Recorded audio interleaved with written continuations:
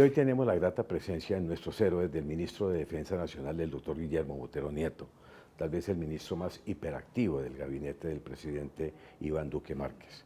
El ministro hace su gestión bajo un concepto que lo ha denominado óptica multidimensional, porque son muchos los aspectos que abarca. Señor ministro, bienvenido. ¿Cuál es esa óptica? ¿Cómo se interpreta esa óptica multidimensional? Fernando, un placer estar con usted y es muy grato estar en su programa.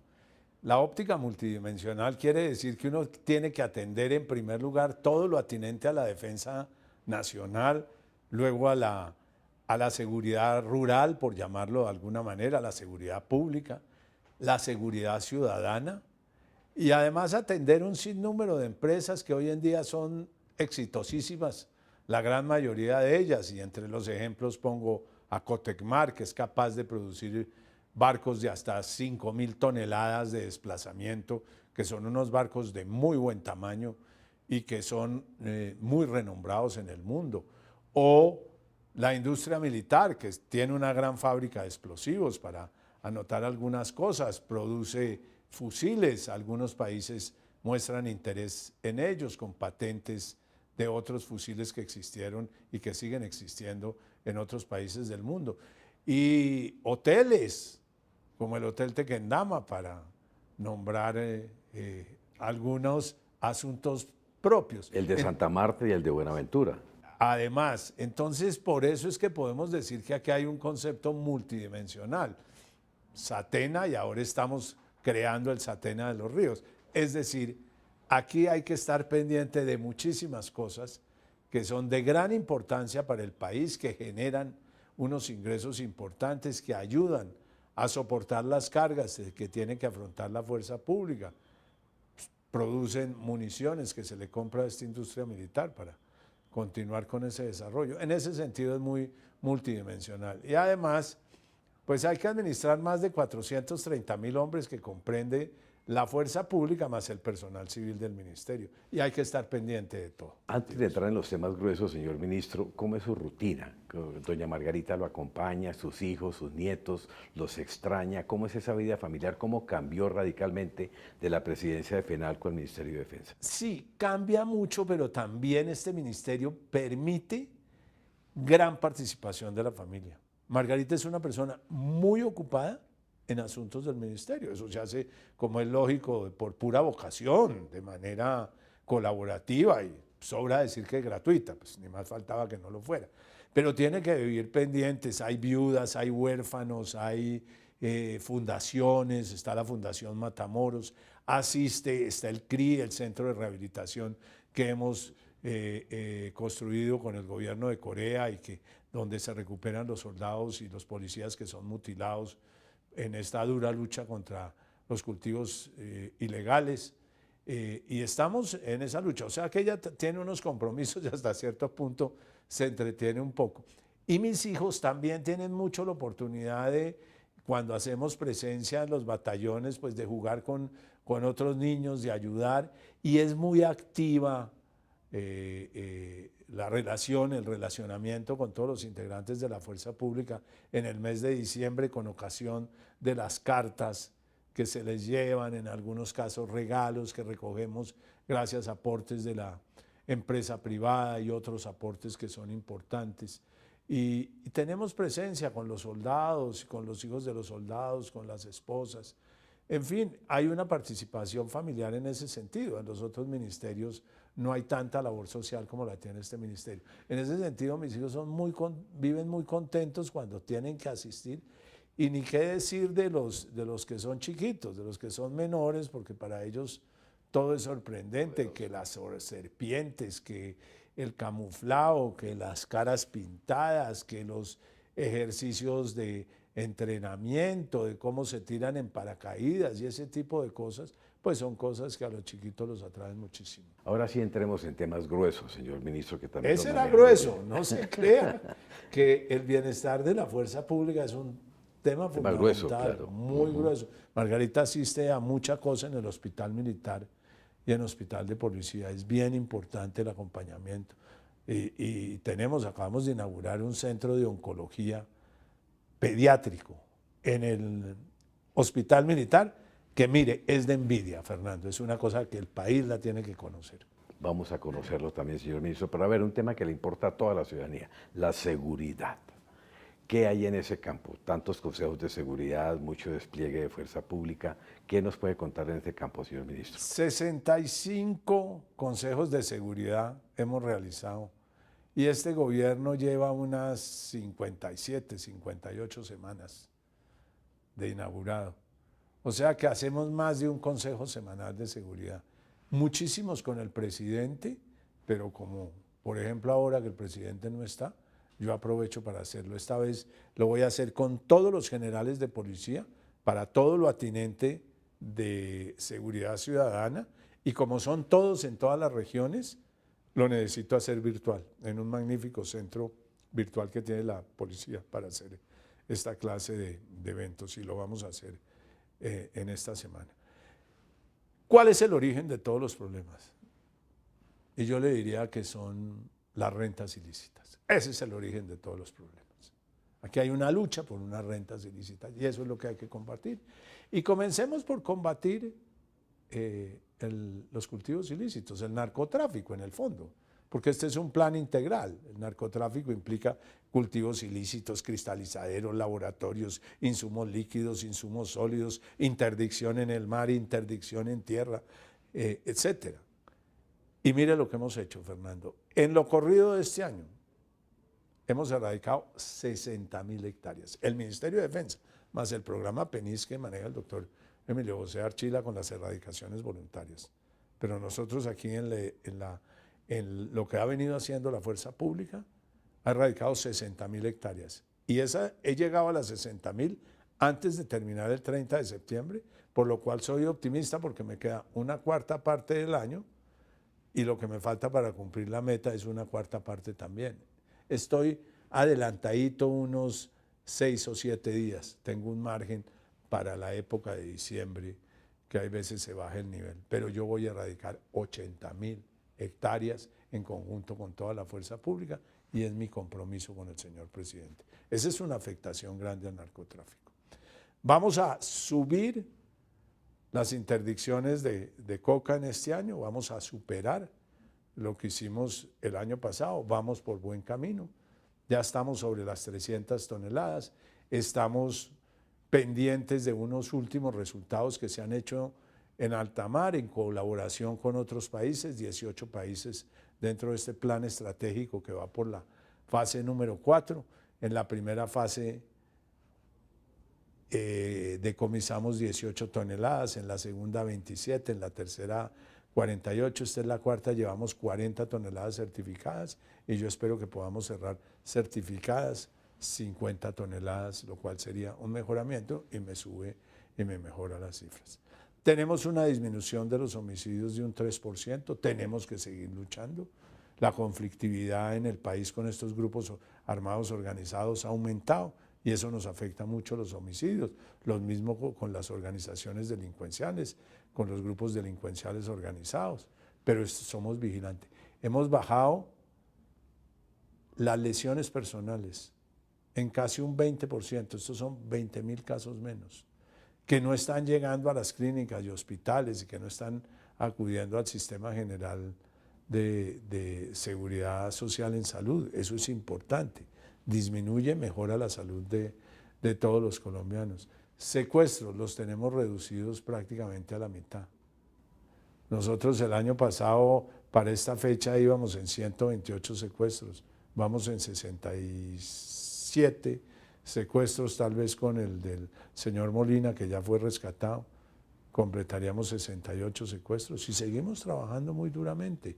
Vamos a hacer una pequeña pausa, señor ministro, y miramos otros delitos que también muestran resultados satisfactorios, como el hurto a personas, el hurto a celulares, el hurto de bicicletas. Un segundo, ya regresamos.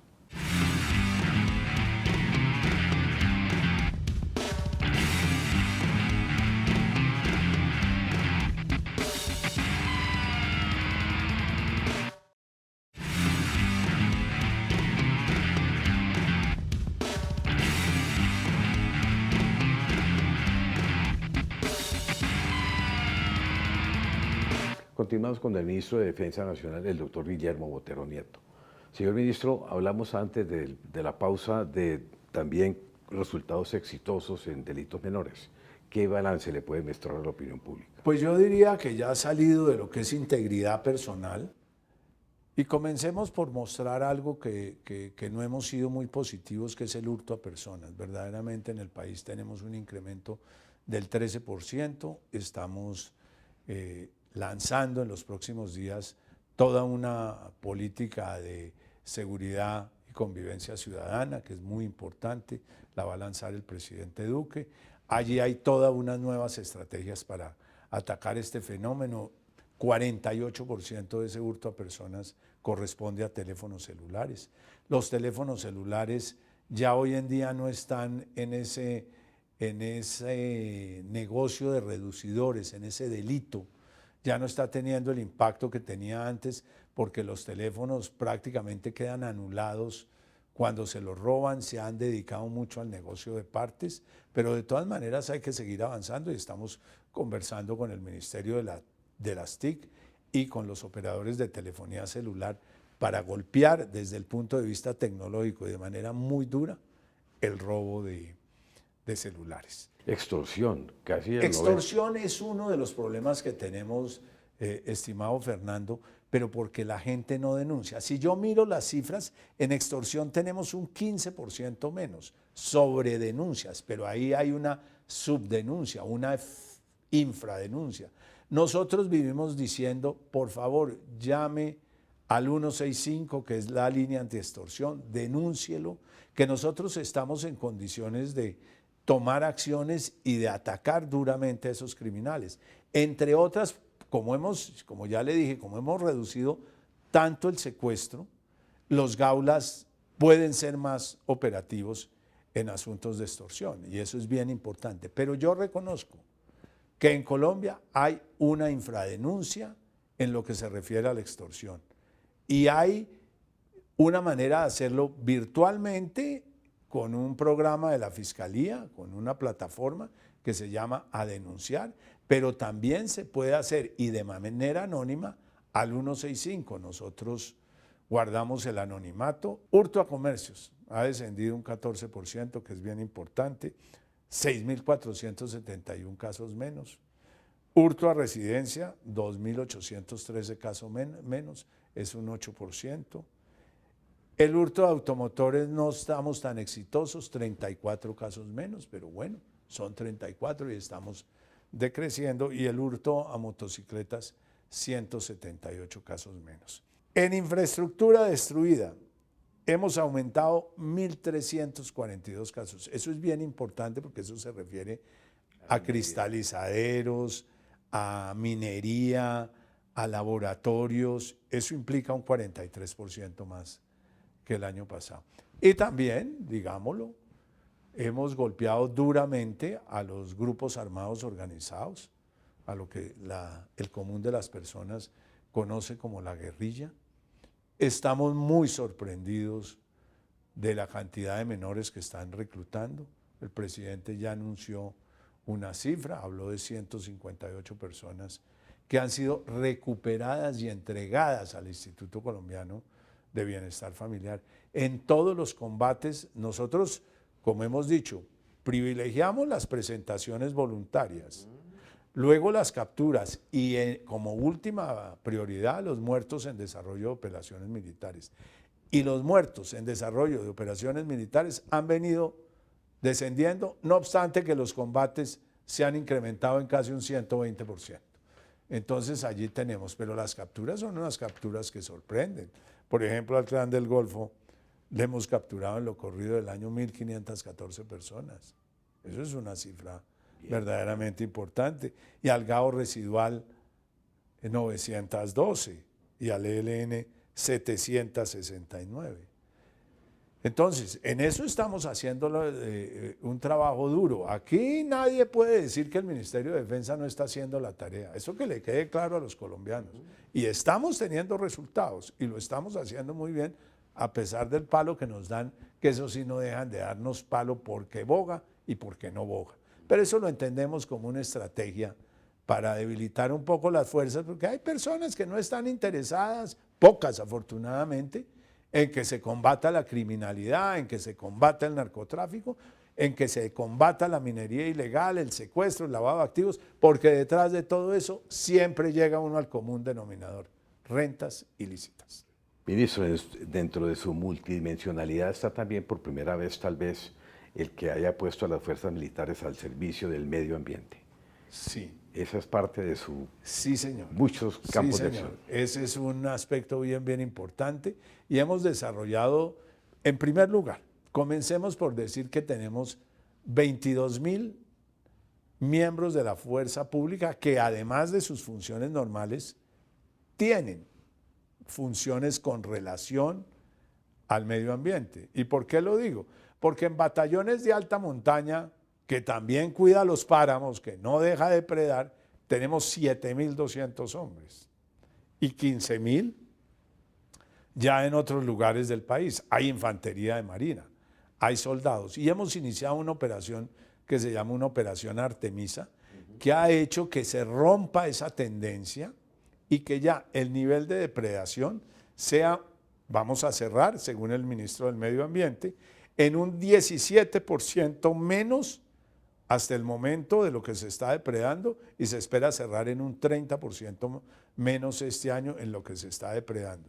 Y con esta operación Artemisa, que hacemos permanentemente y de la cual entregamos informes semanales al señor presidente, que es muy exigente en eso, hemos venido privilegiando de una manera especial la protección del medio ambiente y la protección del agua, que pasa por el control de la extracción ilícita de materiales. Vamos a la última pausa, señor ministro. Ya venimos con un tema crucial para los colombianos, las elecciones y cómo se prepara el Ministerio de Defensa y la Fuerza Pública para la seguridad de los colombianos.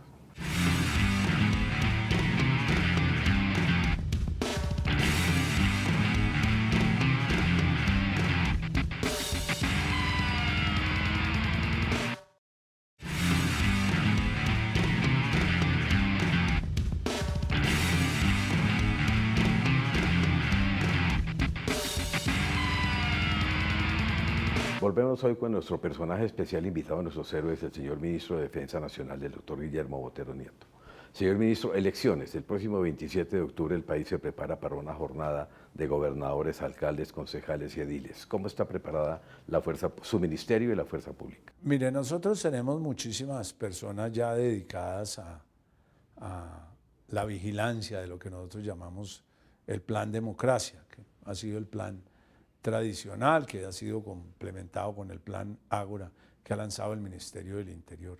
Por lo pronto nosotros tenemos en policía 48.000 hombres que nos ayudarán y tenemos una reserva estratégica de 14.000 más, que podemos moverlos, desplazarlos para distintos procesos días antes de las elecciones o el mismo día, en fin, para prevenir cualquier cosa.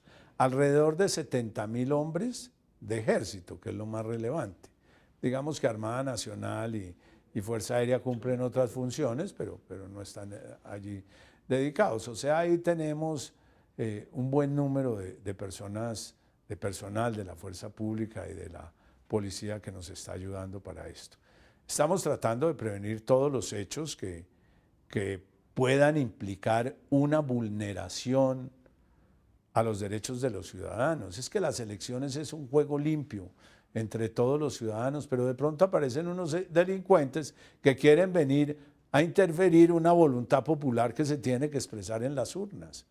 Y son varias las amenazas, el trasteo de voto, cédulas que no cumplen con los requisitos, algunos delincuentes que pretenden votar, en fin, trasteo de votos. Hay un sinnúmero de delitos en que se puede incurrir electoralmente. Allí estaremos pendientes para que esto no suceda. Pero a esto hay que sumarle en esta ocasión, como en las dos ocasiones anteriores, en elecciones que llamamos coloquialmente los mayores de Mitaca, una protección hacia los candidatos que se están viendo amenazados. En el año 2011 fue una situación bien difícil porque, complicado el número porque hubo más de 20 candidatos que fueron asesinados, otro tanto amenazados. y hubo alrededor de 10 u 11 candidatos secuestrados. En 2015 hubo 6 homicidios, asesinados candidatos, hubo 22 amenazados y no hubo secuestros. En esta ocasión tenemos 7 candidatos asesinados, 13 amenazas y un secuestro. Es decir, si nos miramos comparativamente, sí, hay una tendencia a la disminución, pero es inaceptable que maten uno solo. En eso yo quiero ser sumamente claro, porque yo no me estoy congraciando con que vamos mejor. No, aquí no puede pasar nada, no puede pasar un solo secuestro. Los candidatos tienen que poder jugar para las elecciones y no sacarlos de esa confrontación ideológica, pacífica, que es lo que pretende siempre la democracia. Y estamos allí trabajando duramente. El Ministerio del Interior con la UNP y el Ministerio de Defensa dando protecciones adicionales, tanto con integrantes de la Policía Nacional como con personas del Ejército Nacional, la Armada y la Fuerza Aérea en lo que compete. Ahora, el DNP provee los escoltas, básicamente, y el Ministerio, a través de la Fuerza Pública, da una imagen de regional o da un concepto regional. Es más que personal, digamos, es una protección de áreas, es lo que hace el Ministerio. No protege personas, protege áreas. No protege personas, pero en esta ocasión, para algunos desplazamientos, hemos tomado la decisión de que si es necesario el acompañamiento lo hagan. Pero no es bueno una campaña política donde aparece gente con fusil y con armas, porque eso no es la democracia. La democracia es otra expresión, es una expresión pacífica, es una confrontación de ideas, de planteamientos que pueden ser compartidos por uno, rechazados por otro, pero siempre sujetos de debate, que finalmente se expresa en una urna sin ser violentada la voluntad de ningún ciudadano. Eso es la democracia. Finalmente, señor ministro, siendo usted el responsable de las fuerzas militares y la policía, ¿duerme tranquilo con lo que está pasando en la frontera con Venezuela? Yo duermo tranquilo porque las capacidades de las fuerzas militares de Colombia y de la Policía Nacional son unas, primero que todo, muy competentes. Segundo, muy precavidas. Segundo, no provocan a Venezuela y no se dejan provocar. Y nosotros, desde Castillete hasta la Guadalupe, tenemos protegidas las fronteras. Allí estamos, hay siempre presencia de la Fuerza Pública, de la Infantería de Marina, de la Armada Nacional protegiendo los ríos y tenemos las capacidades y siempre la FAC con sus aviones listos a proteger a todos los colombianos. Mire, ya aquí no volvieron a haber sobrevuelos de aviones. Este año, en general, no es un tema de soberanía, de amenaza a la soberanía. Sí es de soberanía, pero no de amenaza a la soberanía. Ha habido 6 vuelos que han entrado a territorio colombiano sin autorización ninguna. Han sido detectados oportunamente. Cuando ingresan a territorio colombiano o a mar territorial, inmediatamente llega la FAC y le da la orden de aterrizar. Los 6 que lo han intentado han sido obligados a aterrizar. El presidente Duque en Nueva York, finalmente ahora sí, señor ministro, demostró cómo FARC y ELN sí están en Venezuela. Ahí toca pasividad. Ahí, pues es que lo ideal es que hubiera una colaboración de un país que ha sido tan hermano como Colombia, pero definitivamente frente a esa dictadura, lo que se ha dedicado es como una manera de protegerse en ellos. Han venido a pedirle la colaboración a unos grupos armados organizados o unas organizaciones terroristas y criminales, lo cual en una democracia no tiene sentido alguno.